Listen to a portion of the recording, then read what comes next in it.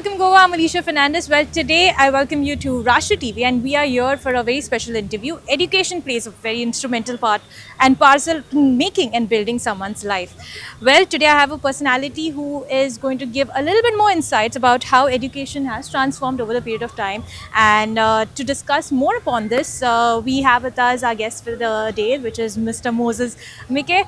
Hello, sir. Welcome to RashtraTV. Hello, how are you?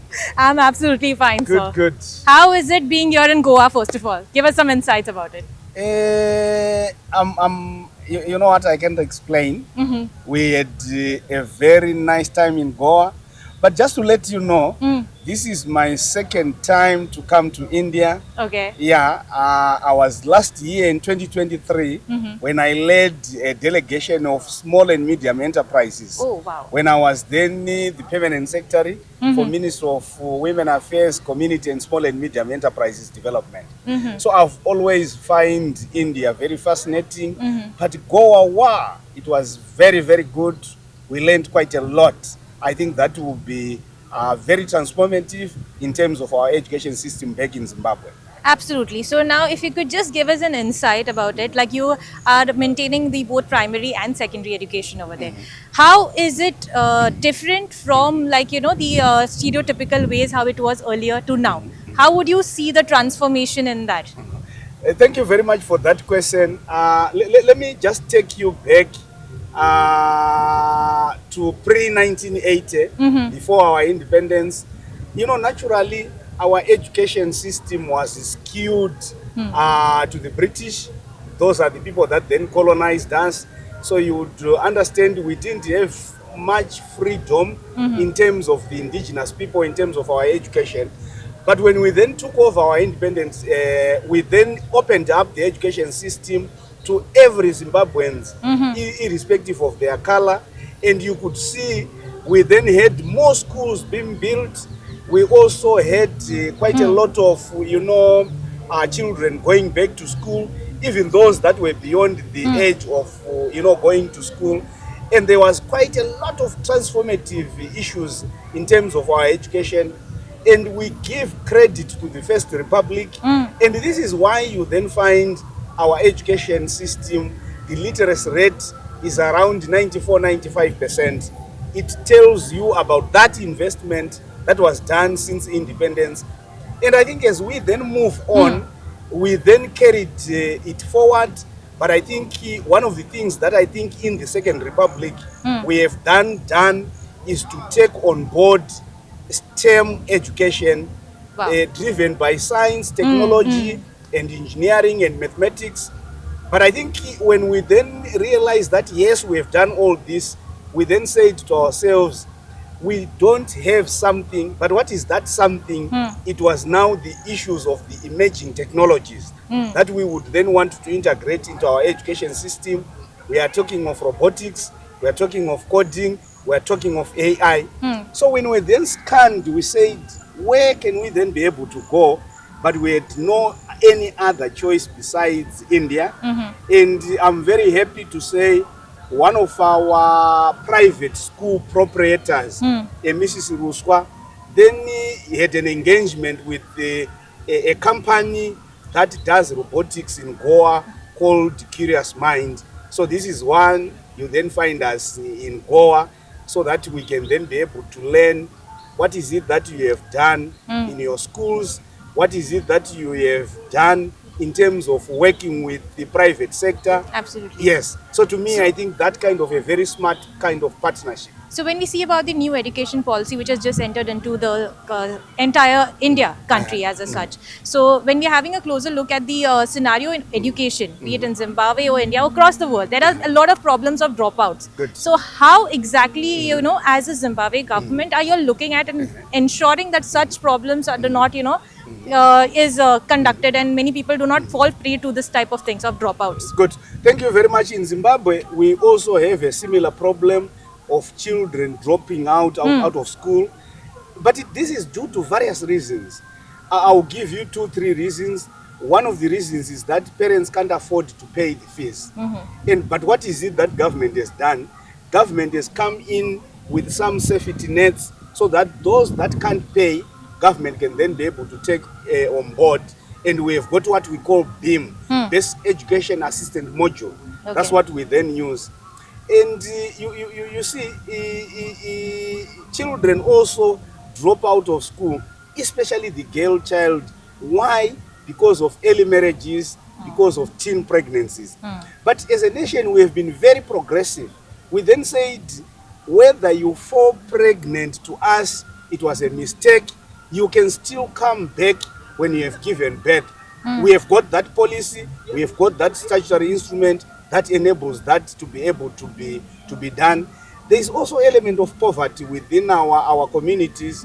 It is also a contributing factor. And what is it that we have done? We have then introduced a school-based school feeding program, where we feed all our children, especially in the schools that are in the rural areas. 70% of our schools are in the rural areas. Very nice. So this is why we have introduced.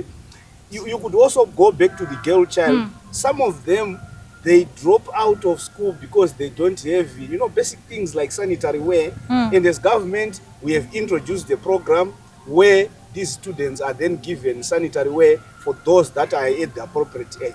So now you've come here already and you've witnessed this wonderful robotics and a little bit more insights about that. So how would you take this to Zimbabwe, and what are the things that you will take back from your trip here?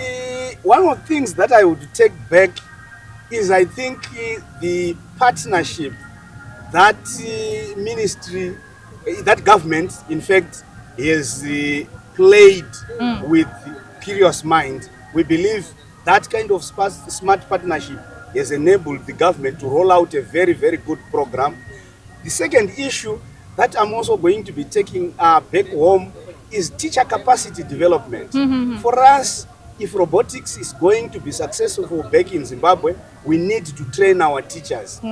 3, we also need to have an implementing structure. I was looking at the way, I think, especially in Goa, that has been done. Yes. We need a framework. We need all government, private sector to be able to work together. And lastly, one of the basic things that we need to be able to do is to have the robotics kits, because those are the ones that will then enable us to be able to roll out that kind of a program.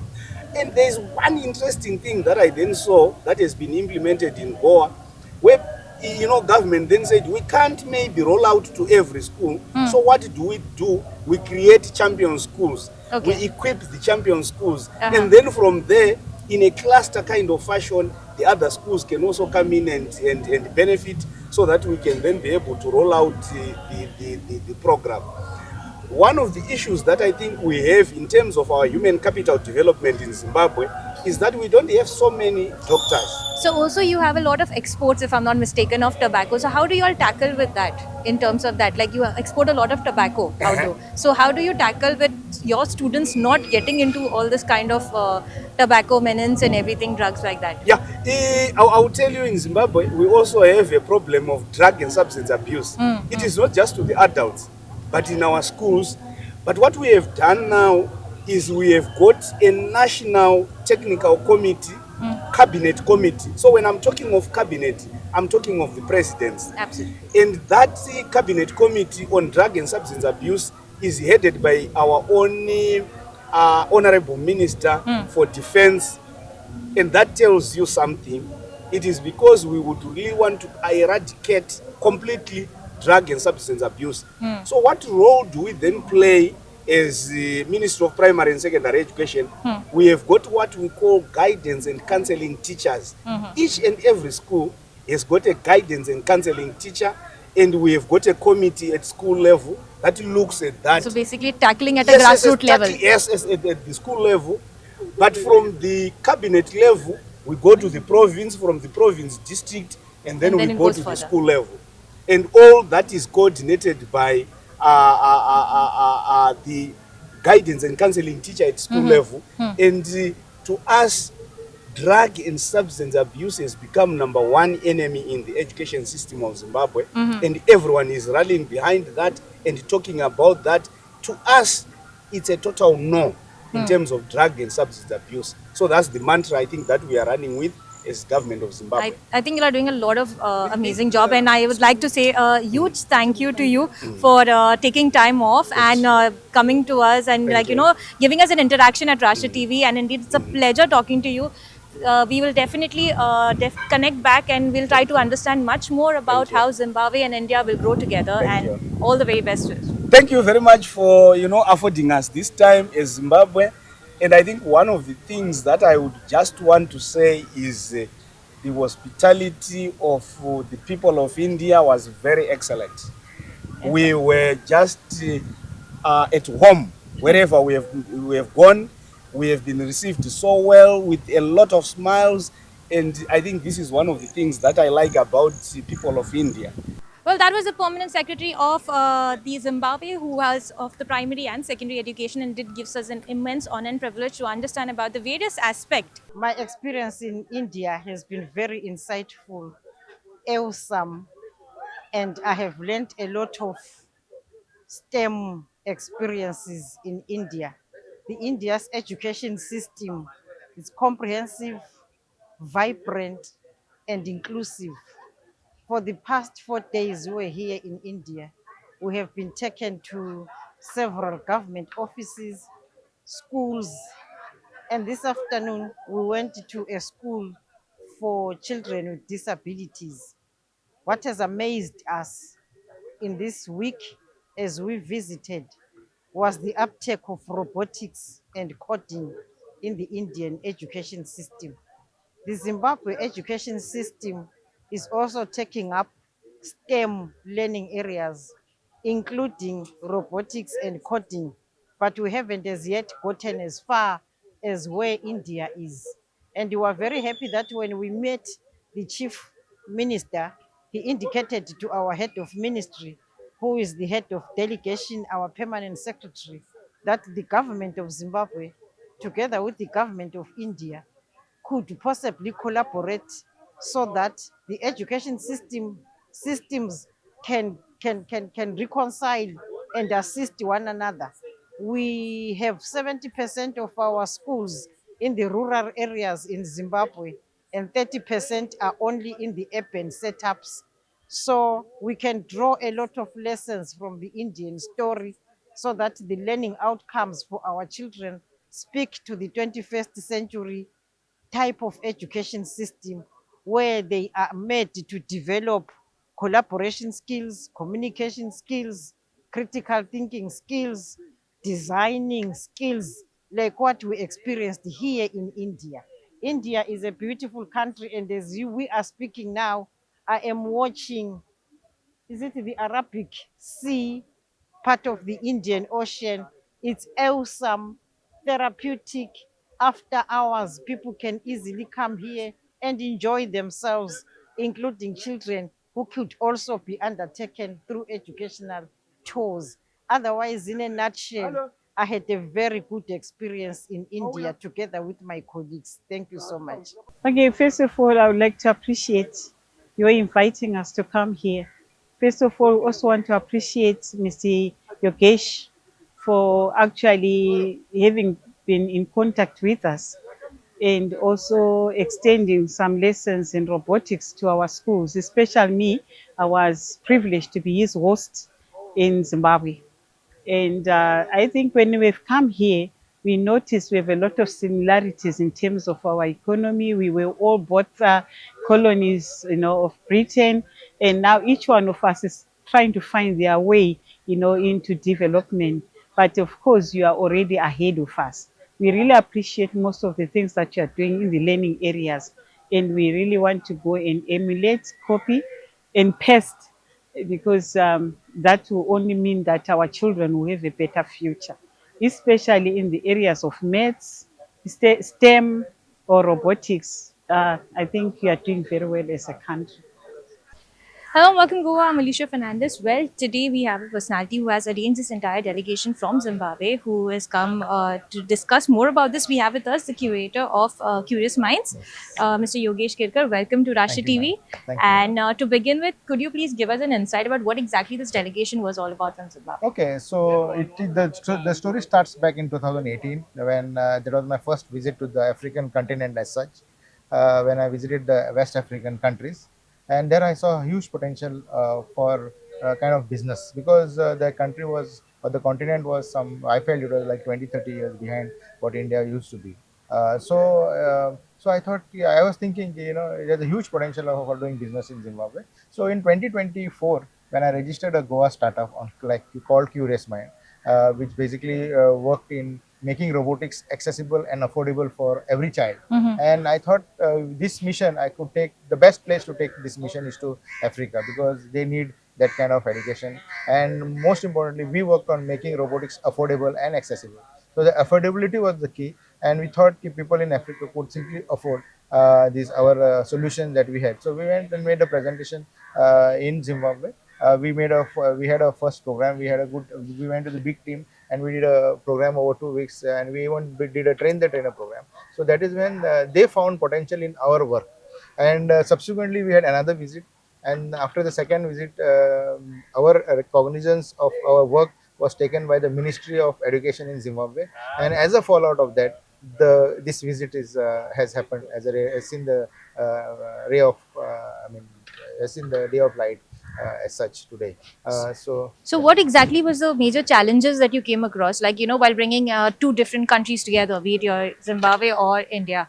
I think if you ask me as far as the word challenge may be the wrong word to use here because we never had any challenges. It was just that it was a need of the hour, and we just provided the right solution. And it was just a amalgamation of needs versus wants and what we had to give.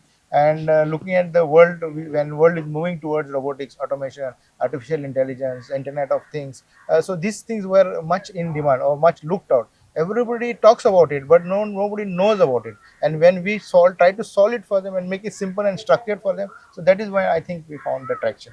Okay, so now I would request you if you could give any message to the people watching you about how this thing needs to grow more and needs to explore more. See, actually, more than it needing to grow more, I think we need to grow ourselves because it has already there. It is already there. It is in every part of our life today. Artificial intelligence. The term may sound jargonish, but it's there within us, and it's making our life much more better and easier at an alarming speed which we can't even imagine. So if you don't adapt to it right now, I think there are very good chances that we will be left behind. Indeed, and thank you so much for taking time off and talking to us. It was great having you. नमस्कार, मेरा नाम सचिन सुभाष शिरोडकर और मैं curious mind जो एक company है यहाँ पे गोवा में वहाँ उस कंपनी में डायरेक्टर के तौर पे काम करता हूँ। आज यहाँ गोवा में इस सुनहरी शाम में जिम्बाब्वे से हमारे डेलीगेट्स आए हैं जो हमारे इनविटेशन को एक्सेप्ट करके यहाँ पे गोवा में आए हैं एक ऑफिशियल विज़िट के लिए। इस डेलीगेशन में गवर्नमेंट ऑफ जिम्बाब्वे के एजुकेशन डिपार्टमेंट से कई सारे ऑफिसर्स आए हैं और उसी साथ में वहाँ के जो लोकल कम्युनिटी के लोग हैं, पोजीशन्ड लोग हैं, वो भी आए हैं। उनके ट्राइबल चीफ है, वहाँ के टाउन के जो जिशावाने जो एक टाउन है वहाँ के मेयर आए हैं और इनकी अभी पिछले 5-6 दिन से यहाँ पे विज़िट जो चल रही है, अलग अलग प्रोग्राम्स उनके लिए ऑर्गेनाइज़ किए थे। जो एजुकेशन जो हमारे भारत में जो एजुकेशन जैसे चल रहा है उसका एक इंट्रोडक्शन, उसका एक इंफॉर्मेशन सॉर्ट ऑफ एक विज़िट था और उसके साथ ही जो हमारे यहाँ पे गोवा में government and non governmental level पे जो अलग अलग प्रोग्राम्स चलते हैं उनका भी एक इंट्रोडक्शन और उनका भी एक इंटरेक्शन सेशन था। तो आज के दिन जो एजुकेशन डिपार्टमेंट से जो डेलीगेशन आया था उनका एजुकेशन डिपार्टमेंट ऑफ गोवा के साथ उनके डायरेक्टर्स के साथ उनकी बातचीत चल रही थी और जो कम्युनिटी से लोग आए थे उनकी जो हमारे कई तरह के कम्युनिटी प्रोजेक्ट्स जो चलते हैं जो सेल्फ हेल्प ग्रुप के लिए है या फिर जो लोकल हमारे बिजनेस ओनर्स हैं उनके जो कम्युनिटी प्रोजेक्ट्स चलते हैं वहाँ पे उनकी विज़िट थी।